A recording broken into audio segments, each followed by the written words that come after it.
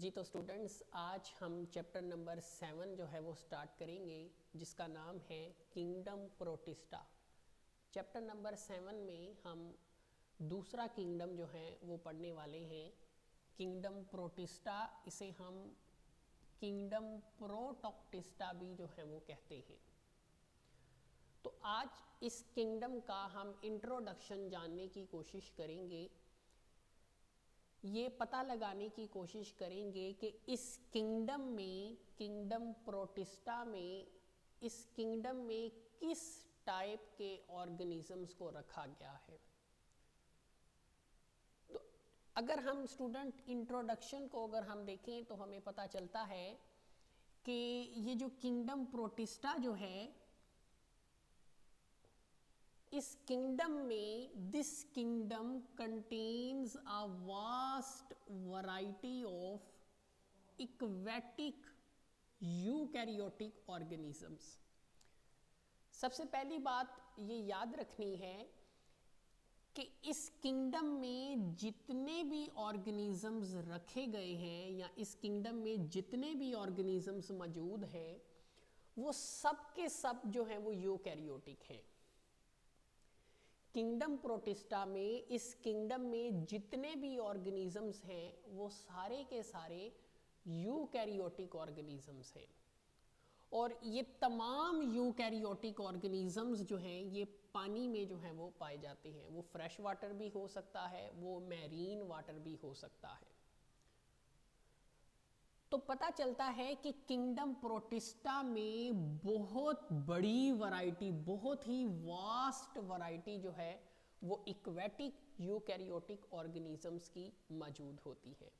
मतलब कि kingdom protista में, इस किंगडम में बहुत ही ज़्यादा इकसाम के इक्वेटिक यूकैरियोटिक ऑर्गेनिजम्स जो हैं वो पाए जाते हैं। तो बहुत सारी वैरायटी जो है वो इक्वेटिक ऑर्गेनिजम्स की इस किंगडम में मौजूद होती है। अब इस किंगडम में जितने भी ऑर्गेनिजम्स मौजूद हैं उन्हें हम कहते हैं प्रोटिस्ट्स। प्रोटिस्ट्स। अब साइंटिस्ट का ये मानना है कि ये जितने भी प्रोटिस्ट हैं ये सारे के सारे जो हैं वो प्रोकैरियोट्स की एवोल्यूशन का जो है वो नतीजा है। प्रोकैरियोट्स हमने पढ़ा कि इस किंगडम में सारे के सारे यूकैरियोटिक ऑर्गेनिजम्स मौजूद हैं। तो साइंसदानों का ये मानना है कि जो प्रोकैरियोटिक ऑर्गेनिजम्स जो थे, वक्त के साथ साथ प्रोकैरियोटिक ऑर्गेनिजम्स में चेंजेस आती चली गई और वो प्रोकैरियोटिक ऑर्गेनिजम्स जो थे वो यूकैरियोटिक ऑर्गेनिजम्स में जो है वो तब्दील हो गए। तो याद रखना है हमने स्टूडेंट्स कि जितने भी प्रोटिस्ट्स हैं वो सारे के सारे प्रोकैरियोट्स में एवोल्यूशन का ही जो है वो नतीजा है। प्रोकैरियोट्स में आहिस्ता आहिस्ता चेंजेस होती गई और प्रोकैरियोट्स किस में इवॉल्व हो गए, वो किस में तब्दील हो गए, यूकैरियोट्स में तब्दील हो गए। दूसरी बड़ी अहम चीज़ कि इस किंगडम में जितने भी ऑर्गेनिजम्स मौजूद हैं जिन्हें हम प्रोटिस्ट्स कहते हैं, वो 3 टाइप के हो सकते हैं। उनकी बॉडी 3 टाइप की हो सकती है। बॉडी जो है, कुछ ऑर्गेनिजम्स ऐसे हैं जो यूनिसेलुलर हैं, बॉडी जो है वो एक सेल से बनी है। कुछ ऑर्गेनिजम्स ऐसे हैं जो कॉलोनी बनाकर रहना जो है वो पसंद करते हैं। और कुछ प्रोटिस्ट ऐसे हैं जो कि सिंपल मल्टी सेलुलर होते हैं। यहाँ पर स्टूडेंट्स एक बात याद रखनी है, एक लफ्ज़ होता है मल्टी सेलुलर और एक लफ्ज़ होता है सिंपल मल्टी सेलुलर। अब दोनों में क्या डिफरेंस है? जो मल्टी सेलुलर ऑर्गेनिजम्स होते हैं, मल्टी सेलुलर ऑर्गेनिजम्स में तमाम जो बॉडी पार्ट्स होते हैं वो सारे के सारे मल्टी सेलुलर होते हैं। मतलब कि एक मल्टी सेलुलर ऑर्गेनिज्म में तमाम बॉडी पार्ट्स मल्टी सेलुलर होते हैं, इसीलिए उस ऑर्गेनिज्म को हम मल्टी सेलुलर ऑर्गेनिज्म कहते हैं।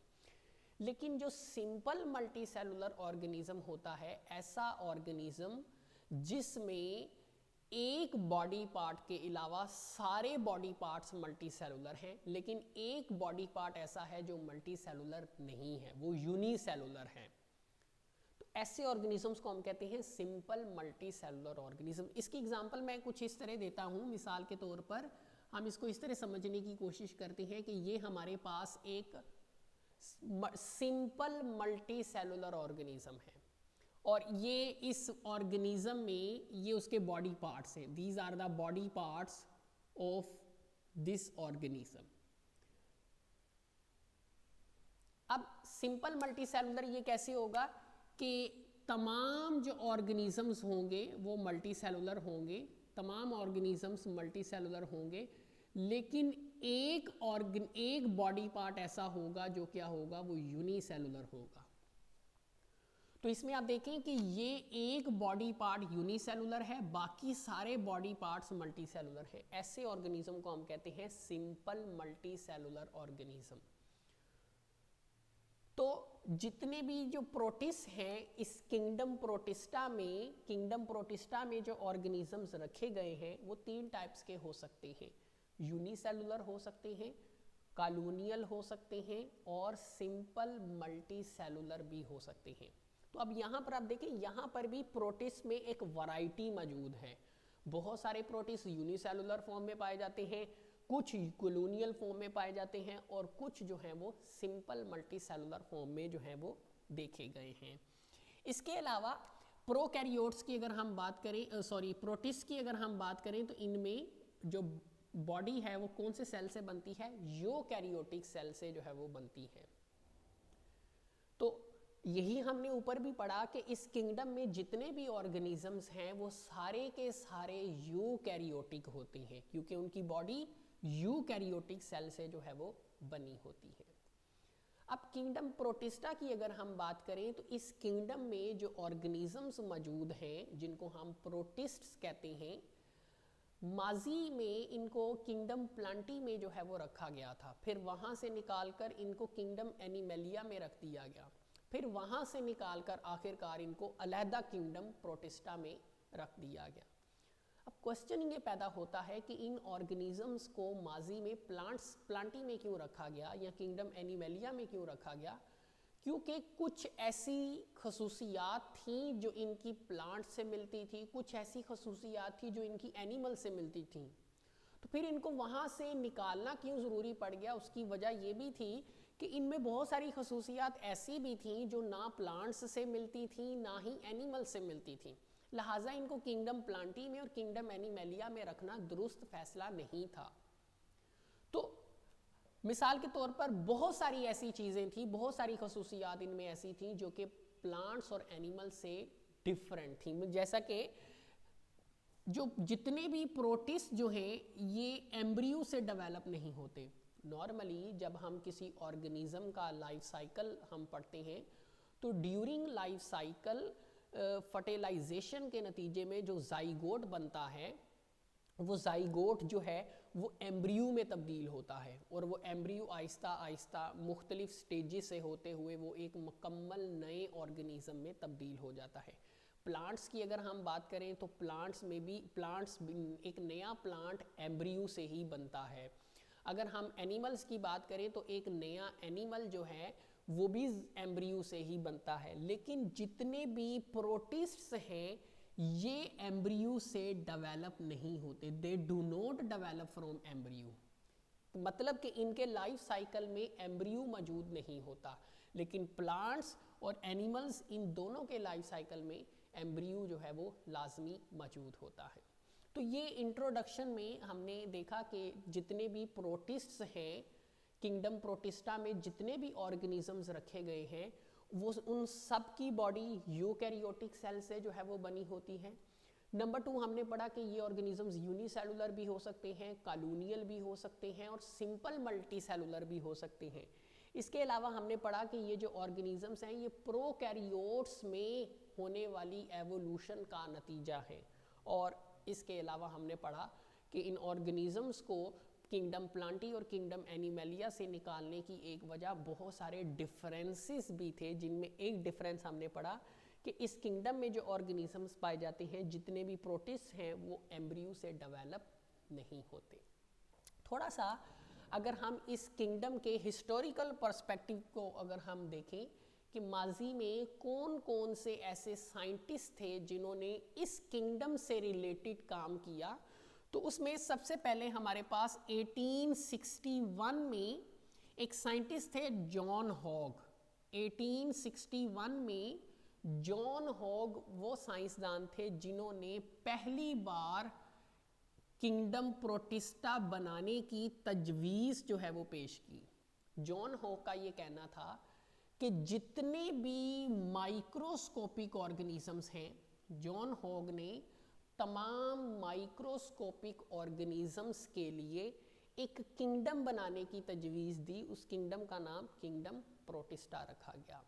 सिंपल ये कि 1861 में जॉन हॉग ने माइक्रोस्कोपिक ऑर्गेनिजम्स के लिए किंगडम प्रोटिस्टा बनाने की तजवीज़ पेश की, जिसको 1866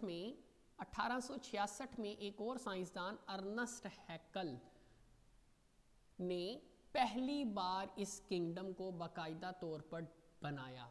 मतलब ये कि जॉन हॉग ने सिर्फ तजवीज़ पेश की इस किंगडम को बनाने की, लेकिन वो इस किंगडम को उसने बनाया नहीं, जस्ट एक आइडिया पेश किया। इस जॉन हॉग के इस आइडिया को, इस तजवीज़ को अमली जामा जो है वो अर्नस्ट हैकल ने जो है वो पहनाया। अर्नस्ट हैकल ने बाकायदा तौर पर किंगडम प्रोटिस्टा जो है वो बनाया, और किंगडम प्रोटिस्टा बनाकर इसमें तमाम बैक्टीरिया और यूग्लिना जैसे ऑर्गेनिजम्स को जो है वो रख दिया। मतलब कि 1866 में अर्नस्ट हैकल ने किंगडम प्रोटिस्टा बनाया और इस किंगडम में बैक्टीरिया समेत जो यूग्लिना जैसे ऑर्गेनिजम्स थे उनको रख दिया। उसके बाद 1938 में, काफ़ी अरसे बाद 1938 में एक साइंसदान हर्बर्ट कॉपलैंड ने क्या किया, they elevate the prokaryotes to kingdom status. अब यहाँ पर देखें कि अर्नस्ट हैकल ने जो किंगडम बनाया, किंगडम प्रोटिस्टा, उसमें बैक्टीरिया और यूग्लिना जैसे ऑर्गेनिजम्स रखे गए। अब बैक्टीरिया जो हैं ये प्रोकैरियोटिक ऑर्गेनिज्म है, प्योर प्रोकैरियोटिक ऑर्गेनिजम्स है, जबकि यूग्लिना जो है ये एक यूकैरियोटिक ऑर्गेनिज्म है। तो हर्बर्ट कॉपलैंड ने क्या किया, हर्बर्ट कॉपलैंड ने अर्नस्ट हैकल के बनाए गए किंगडम प्रोटिस्टा में मौजूद बैक्टीरिया जो कि बेसिकली प्रोकैरियोट्स थे, इनको किंगडम प्रोटिस्टा से निकालकर इनको अलहदा किंगडम का स्टेटस दे दिया, और उस किंगडम का नाम जो कि हम पिछले चैप्टर में पढ़ चुके हैं, डेट इज किंगडम मोनेरा। तो एलिवेट प्रोकैरियोट्स, जिनको हम बैक्टीरिया भी कह सकते हैं, टू द किंगडम स्टेटस। तो हर्बर्ट कॉपलैंड ने बैक्टीरिया को किंगडम प्रोटिस्टा से निकालकर इनको बैक्टीरिया को, प्रोकैरियोट्स को अलहदा किंगडम का जो है वो दर्जा दे दिया, जिसे हम किंगडम मोनेरा के नाम से जानते हैं। 1969 में एक साइंसदान थे रॉबर्ट विटेकर, जो कि 5 किंगडम क्लासिफिकेशन सिस्टम के जो हैं वो बानी तस्लीम किए जाते हैं। 5 किंगडम क्लासिफिकेशन सिस्टम को रॉबर्ट विटेकर ने ही 1969 में सबसे पहले बनाया था।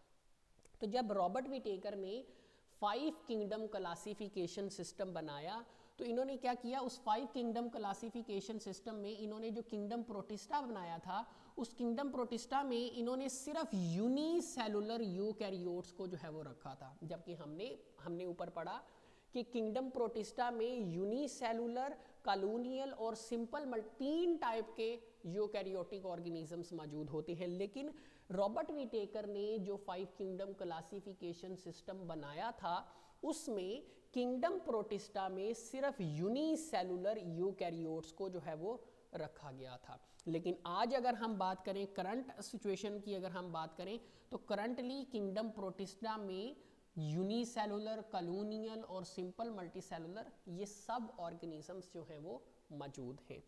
इसके अलावा 1988 में 2 साइंसदान मार्गुलिस एंड शवार्ट्स, इन्होंने क्या किया था, रॉबर्ट विटेकर ने जो 5 किंगडम क्लासिफिकेशन सिस्टम बनाया था, उसमें मौजूद गलतियों को, खामियों को, जो भी खराबियाँ नकाइस मौजूद थे रॉबर्ट विटेकर के 5 किंगडम क्लासिफिकेशन सिस्टम के, उसको ठीक किया था। और ठीक करने के बाद दोबारा से 5 किंगडम क्लासिफिकेशन सिस्टम को जो है वो पब्लिश किया था। तो इन्होंने बेसिकली क्या किया था, मॉडिफाइड 5 किंगडम सिस्टम। तो जब इन्होंने रॉबर्ट विटेकर के 5 किंगडम्स को मॉडिफाई किया तो इन्होंने किंगडम प्रोटिस्टा में कॉलोनियल और सिंपल मल्टीसेलुलर ऑर्गेनिजम्स को भी ऐड किया। हमने अभी पढ़ा कि रॉबर्ट विटेकर ने किंगडम प्रोटिस्टा में सिर्फ यूनिसेलुलर यूकैरियोट्स को रखा था, लेकिन मार्गुलिस एंड श्वार्ट्ज ने जब रॉबर्ट विटेकर के 5 किंगडम क्लासिफिकेशन सिस्टम को मज़ीद बेहतर बनाया तो उन्होंने क्या किया, किंगडम प्रोटिस्टा में कॉलोनियल और सिंपल मल्टीसेलुलर ऑर्गेनिजम्स को भी ऐड किया। और सिर्फ किंगडम प्रोटिस्टा में सिर्फ ये 2 ऑर्गेनिजम्स को ही ऐड नहीं किया, इसके अलावा किंगडम प्रोटिस्टा चूँकि इसमें बहुत ज़्यादा वैरायटी के ऑर्गेनिजम्स मौजूद हैं जिनको आसान तरीके से समझना जो है वो बहुत मुश्किल है, लिहाजा चूँकि इस किंगडम में बहुत ज़्यादा वैरायटी मौजूद है ऑर्गेनिजम्स की, लिहाजा मार्गुलिस एंड श्वार्ट्ज ने किंगडम प्रोटिस्टा को 27 फाइलम्स में डिवाइड करने का जो है वो फैसला किया। तो ये याद रखना है, ये एमडी कैट के हवाले से बहुत इंपॉर्टेंट है, एमसीक्यूज़ के पॉइंट ऑफ व्यू से ये टॉपिक बहुत इंपॉर्टेंट है कि जो किंगडम प्रोटिस्टा है इस किंगडम को आगे 27 फाइलम्स में डिवाइड किया गया है depending upon variety diversity of organisms. और ये किसने किया, मार्गुलिस एंड श्वार्ट्ज ने। तो ये एक छोटा सा इंट्रोडक्शन है किंगडम प्रोटिस्टा के हवाले से, जिसमें हमने देखा कि इसमें किस किस्म के ऑर्गेनिजम्स को जो है वो रखा गया है।